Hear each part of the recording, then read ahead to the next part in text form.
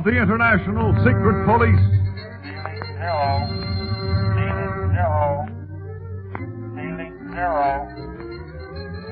Zero.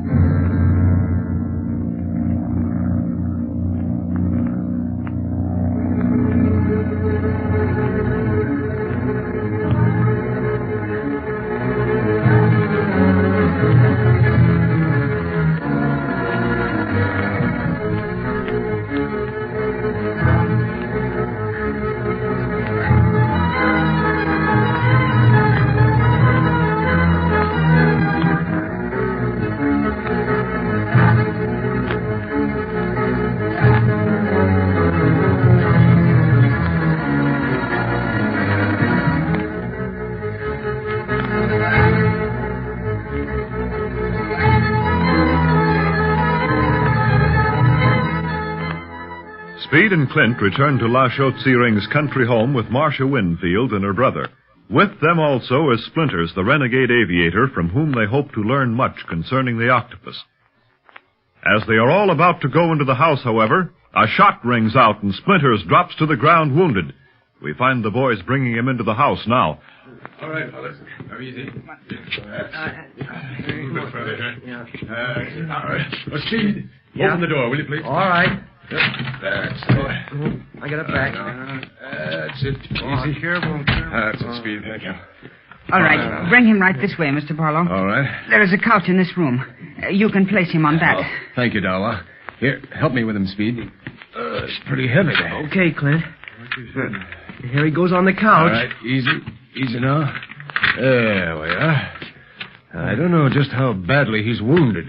Say, Clint, do you want me to go out and see if I can find the guy that sniped him? No, Barney. You might get a bullet in your back for your pains. But you keep your eyes open in case they should try some target practice inside the house. Don't worry, pal. Is there anything I can do, sir? Yes, there is, though. Get me some hot water and a clean cloth we can use for bandages, will you? Yes, I shall get them immediately. Is he hurt bad, Clint? Well, no, wait a minute. Let's see. Yes, he's got a nasty wound on the side of his head here, but I think they just creased him. Creased? Yes, that sharpshooter wasn't as accurate as he might have been. He meant that bullet to go into Splinter's brain, but instead it just clipped some of his hair off and gave him a deep scalp wound. You mean he's going to live? Sure he's going to live, kid. But he may have a headache for a while. I still don't see how anybody could have shot him without some of the servants noticing the gun. They were all around it. Yes, perhaps a few of C-Ring's servants are in the pay of the Octopus. Do you really think so, Clint? He told us they've been with him for years. Well, that doesn't always make for loyalty, Speed. Oh, well, I may be misjudging them. Perhaps whoever fired that shot was nowhere near the servants. He may have been using a high-powered rifle. Yeah.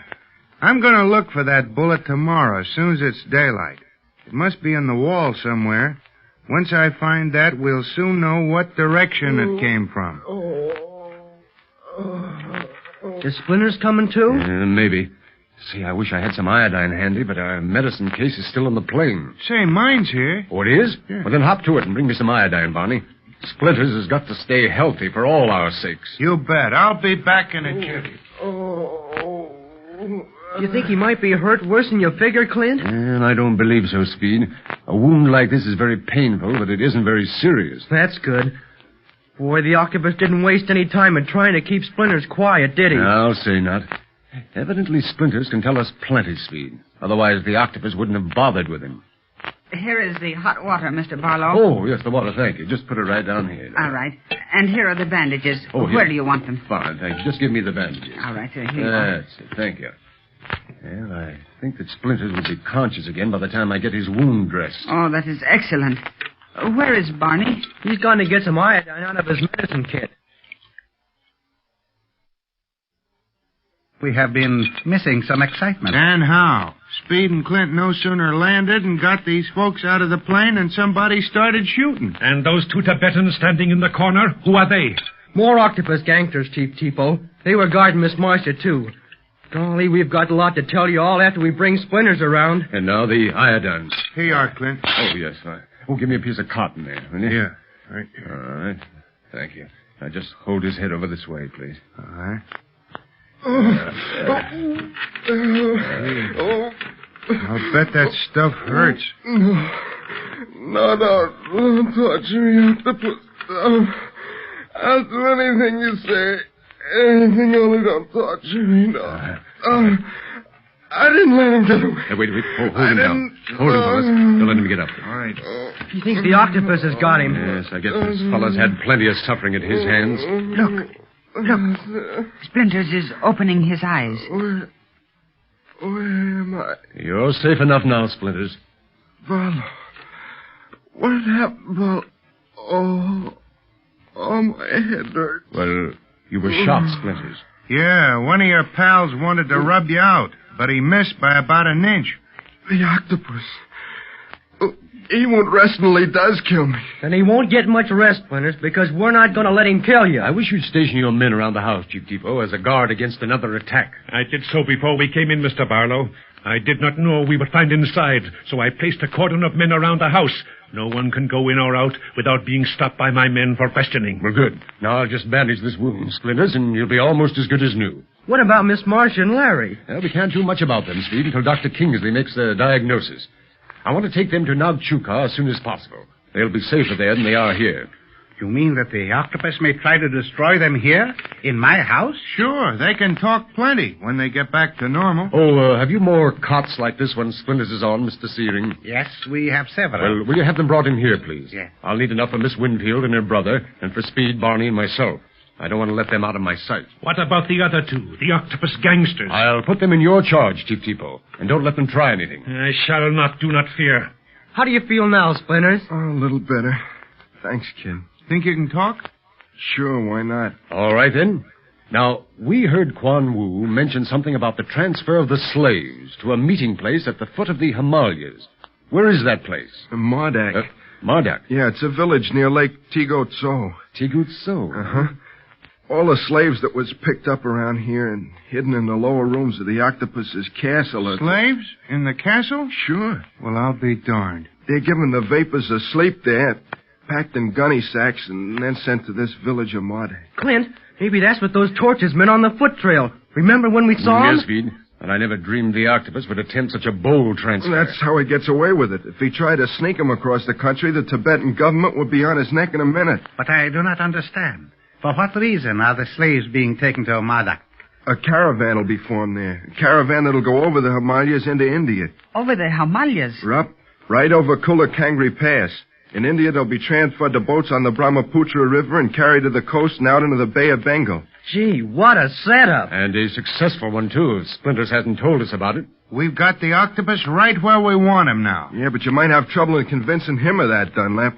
Don't forget those planes he has stationed at Black Pass. I don't think he'll dare use them, Splinters. They'd reveal his game too completely. No, the octopus thinks he's going to win, and because of that, won't send for those planes, well, save as a last resort. Do you think I should call my men back, Mr. Barlow? No. Leave them stationed where they are, Chief Depot. But send word for them to prepare for an attack. When we give the word, they can advance on the pass of the Iron Dagger. And there'll be no way for the octopus and his gangsters to escape. Unless they fly out. We won't give them time for that, Speed. You mean you're going to attack the castle tonight? No, Barney. We'll lay low tonight and tomorrow, and perhaps longer. You see, Quan Wu escaped from us to warn the octopus that we had Marcia and the others. And he'll be ready for us now. I want to wait until he thinks that he's safe. That Splinters was killed by that shot from out of the dark. And then we'll pay him a visit. Probably while those mysterious gunny sacks are being carried down the foot trail. Say, just who is the octopus, Splinters? I don't know, Speed. I never saw him. You know, we should be hearing the result of those telephoto pictures from Chief Riley soon, Speed, but, however, we don't need that now. We've got Splinters to identify the octopus. Yeah, I'll identify him all right. I'd know that voice in a million. I don't know if you'd recognize him as Paul Mcnear, Splinters. He's disguised as an old man. I'll know him, don't worry. Say, Clint, let's try to make Marcia talk again, huh? Yeah, you can try, Barney, but I'm afraid it's no use. Marcia? Marcia, remember me? Old Barney? She just stares at him. I feel so sorry for her, Speed. I believe the young lady and her brother need good food and care more than anything else. Yeah. Poor Miss Marcia's been through an awful lot, I bet. And Larry looks bad, too. Yes, he'd suffered more than Marcia, Speed. It may take him longer to come out of it. But if anyone can cure them, it's Dr. Kingsley. I shall have one of the serving women care for the young lady, now that the excitement is over for the time being. Clean clothes and good hot soup would do wonders for her. Say, that reminds me, I'm hungry, too. Clint and me haven't eaten anything since we left here. I haven't done much better. Sitting here with one ear glued to the shortwave set, I was afraid to take time out to eat. Why didn't you let us know you was all right, Clint? Well, I didn't have a chance, Barney. We flew out of a sandstorm, you know, and I had my hands full handling the plane, while Speed was watching over Marcia and Larry and also keeping an eye on our prisoners. Those two over there were handcuffed, but they could have done a lot of damage had they broken loose while we were in the plane. They're mighty quiet. They ain't said a word all the time they've been here. Yeah, but they look plenty tough, all right. Maybe we can get them to talk when the time comes. And right now, I think we better turn in for the night, huh? Yes, you must be exhausted from the day's happenings, Mr. Barlow. Yes, I am tired, Doa. I shall order some food for you all and the cot. And I can help you on that, Mr. Searing. Boy, I'm tired, too. But am I glad that we found Miss Marcia again, and her brother, too. Yeah, and this time I hope we keep 'em. What do you mean, Barney? Uh-oh. Something tells me this night ain't going to be as restful as we hope. Not with Splinters and the Winfields in the house and Octopus gangsters in the neighborhood.